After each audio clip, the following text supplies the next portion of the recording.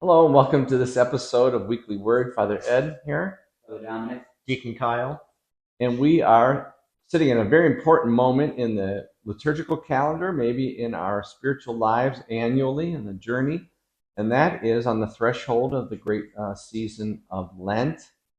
And so that means that Ash Wednesday is coming up on Wednesday of this week, and then, of course, we celebrate the first Sunday of Lent.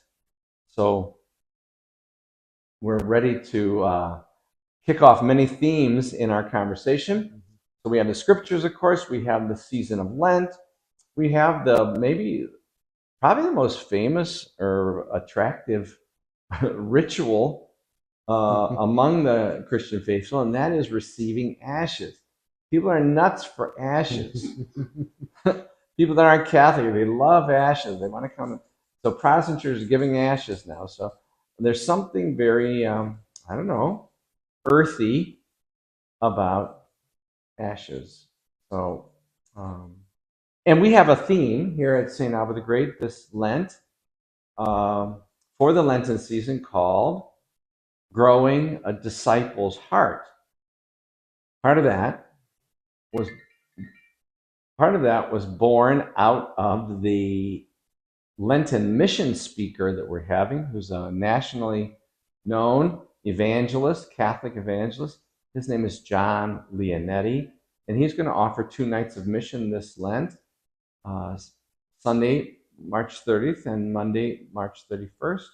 And his theme is a surge of the heart. So, our church at home people, who are really the hostesses and the hosts of our Lenten penance, which is 3 weeks of small faith sharing in our homes of parishioners. We call it Church at Home. So they have put forth a notion of growing a disciple's heart. So we kind of adopted that, and you probably received a postcard at home last week with all of our Lenten activities and an invitation to you to participate. So growing a disciple's heart. So it's a lot to think about. I know. Yeah. Dominic, you want to Yeah. kick us off? I mean, I think in order to grow our heart of faith, our heart of discipleship, Christ, we need to give our hearts room to grow. And so, Lent is really a period where we can intentionally kind of clear the clutter of our chest and find, okay, there's all these things vying for my heart, for the attention of my heart, for the affection of my heart. And in order for Jesus to capture our hearts need to be let go from those deeper attachments. And so, Lent's a great time for us to think and to pray about what is my heart attached to? What's cluttering my heart?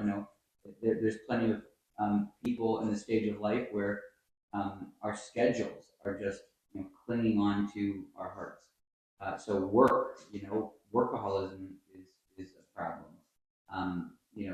The activities and things of our children, which are all good in moderation, but can cause this worshiping of success and glory. My child's going to be a famous ballerina, and so everything needs to take a back seat. My marriage needs to take a back seat. So just a few ways that our hearts are captured, not by Christ. And so this is a great time to think about how to clear some space. Yeah. Deacon Cal was mentioning that the desert is all about, really, the purification of the heart. So on the first Sunday of Lent, we have the story of Jesus out in the desert and the temptations of the desert. So Father's talking about all these things that tempt us to attach our heart's desire, as we say, to those things that are other than God. So I don't know, Kyle, if you want to add on to that. Yeah, whenever I think of Lent, one of the things that comes to mind is one of my professors at the seminary, now our auxiliary bishop, Bishop Woost in the diocese here. He always told all the seminarians, Lent is my favorite season out of the whole liturgical year. And we all kind of chuckled at him because usually people say Christmas or Easter. But he said Lent was a special time for us to really be attentive to God's grace in our lives. And God is always desiring to give us some grace, desiring to open our hearts to his love in a particular way during Lent, where we're maybe a little more attentive to our interior, to our spiritual lives. You know, maybe we're fasting more, we're giving something up, or we're doing more acts of charity.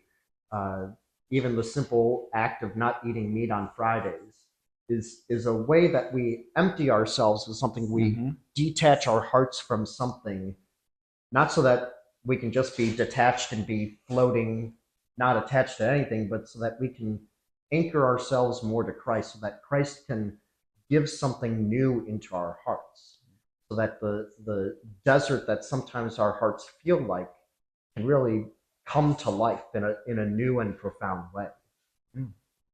So Jesus and the devil are having this conversation, so to speak, in the desert, and it really, the devil is being clever. He says, if you say, or if you are the Son of God, as you say, as the Father has just revealed to you in the baptism, if you really are the Son of God, do this, do that, do this. Because God says in the Bible, so watch those people quote the Bible. Even the devil can quote the Bible. But anyway, God says this, God says that. And Jesus keeps saying, yes, but God also says this. And God says this, and God says this.